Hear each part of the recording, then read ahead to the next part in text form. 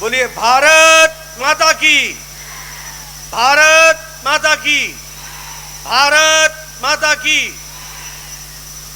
आज के इस धन्यवाद कार्यक्रम में मंच पर उपस्थित भारत के यशस्वी प्रधानमंत्री सम्माननीय नरेंद्र मोदी जी,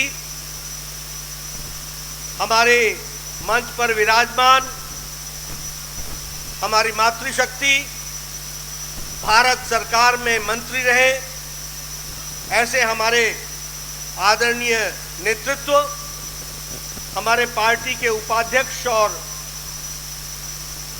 महिला मोर्चा की अध्यक्षा, और यहाँ इतनी बड़ी संख्या में हर्षोल्लास से ओतप्रोत हमारी मातृशक्ति जो आज अपने आदरणीय प्रधानमंत्री जी को धन्यवाद देने के लिए यहाँ पर एकत्र आई हैं।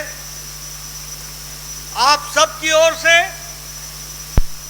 और लाखों बहनें जो इस कार्यक्रम को टेलीविजन के माध्यम से, डिजिटल दुनिया के माध्यम से इस कार्यक्रम से जुड़ी हैं, उन सब की ओर से भारत के यशस्वी प्रधानमंत्री श्री नरेंद्र मोदी जी का हम सब लोग हार्दिक अभिनंदन करते हैं और स्वागत करते हैं।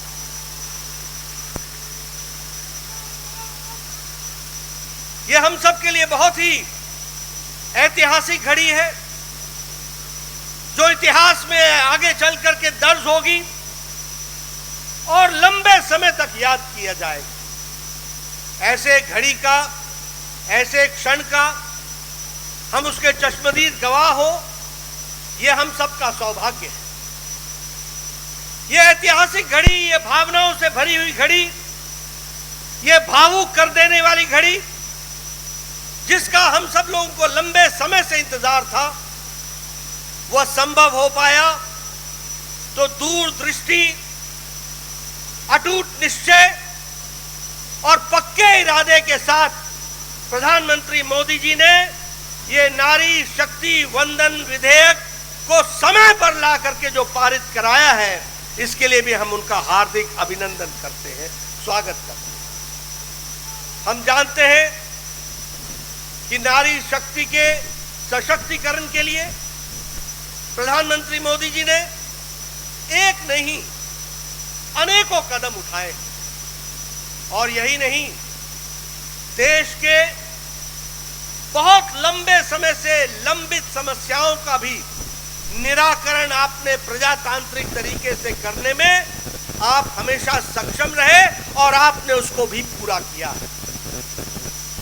अगर हम याद करें तो जो हम 52, 53, 54 में धारा 370 की बात करते थे, ये आपका अटूट निश्चय, आपकी दूरदृष्टि और आपकी इच्छा शक्ति का परिणाम है कि धारा 370 समाप्त हुआ और जम्मू कश्मीर भारत का अभिन्न अंग के दृष्टि से स्थापित भी हुआ। यह हम सब लोगों ने देखा। अगर हम बात करें, हमारे फौजी भाई 1 रैंक 1 पेंशन की बात करते थे, किसी ने राहत नहीं दी, लेकिन प्रधानमंत्री मोदी जी ने उसको भी हमको करके दिया। इकोनॉमिक वीकर सेक्शन को रिजर्वेशन, ये कभी सोचा भी नहीं था, उसको भी पूरा करके हमारे प्रधानमंत्री जी ने दिया। महिलाओं के सशक्तिकरण के लिए ट्रिपल तलाक से हमारी मुस्लिम बहनों को निजात दिलाने का काम, जो लंबे समय से लंबित था, किसी में भी राजनीतिक इच्छा शक्ति नहीं थी कि इस कार्य को कर सके। हमारे विरोधी दल वोट बैंक की पॉलिटिक्स करते थे, अपीजमेंट की पॉलिटिक्स करते थे, तुष्टीकरण की पॉलिटिक्स करते थे, लेकिन आपने हमारी मुस्लिम बहनों को 3 तलाक से निजात दिला करके उनको भी आपने आजाद किया, ये हम सब लोग जानते हैं। भारतीय जनता पार्टी आपके नेतृत्व में महिलाओं को पहले से ही अपना पूरा प्रतिनिधित्व देने के लिए कटिबद्ध रही है। यह भारतीय जनता पार्टी अकेली पार्टी है जिसने 33% आरक्षण केंद्र स्तर के समिति से लेकर के बूथ स्तर के समिति तक महिलाओं को आरक्षण देने में अकेली और पहली पार्टी है। यह भी हमको ध्यान में रखना चाहिए। आपने महिलाओं के सशक्तिकरण के लिए बहुत से कार्यक्रम चलाए।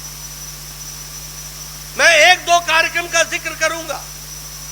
स्वच्छ भारत अभियान, जिसमें 12 करोड़ बहनों को आपने इज्जत घर दे करके जो उनका इज्जत और उनकी जीवन के डिग्निटी से इज्जत के साथ जीने का जो रास्ता आपने दिखाया, जिसके लिए यूनिसेफ ने भी आपको गेम चेंजर के दृष्टि से कहा कि यह गेम चेंजर साबित हुआ है। उसी तरीके से वर्ल्ड हेल्थ ऑर्गेनाइजेशन ने यह कहा कि हर साल इस कारण से कम 3 लाख बच्चों की जानें बच रही हैं। इसको भी हम सब लोगों को ध्यान में रखना चाहिए। अगर प्रधानमंत्री आवास योजना की बात करें तो 69% मलकियत प्रधानमंत्री आवास योजना की ग्रामीण में महिलाओं को मिली है। यह महिलाओं का सशक्तिकरण हुआ है। और जल जीवन मिशन में हमारे नोबेल लॉरिएट माइकल क्रमर कहते हैं कि यह लगभग 1.5 लाख लोगों को जीवन दान देने वाला यह कार्यक्रम चल रहा है। इसको भी कहा गया है। और वर्ल्ड हेल्थ ऑर्गेनाइजेशन ने कहा कि डायरिया से 4 लाख बच्चों की जीवन की लीला बची है। इसको भी हमको ध्यान में रखना है।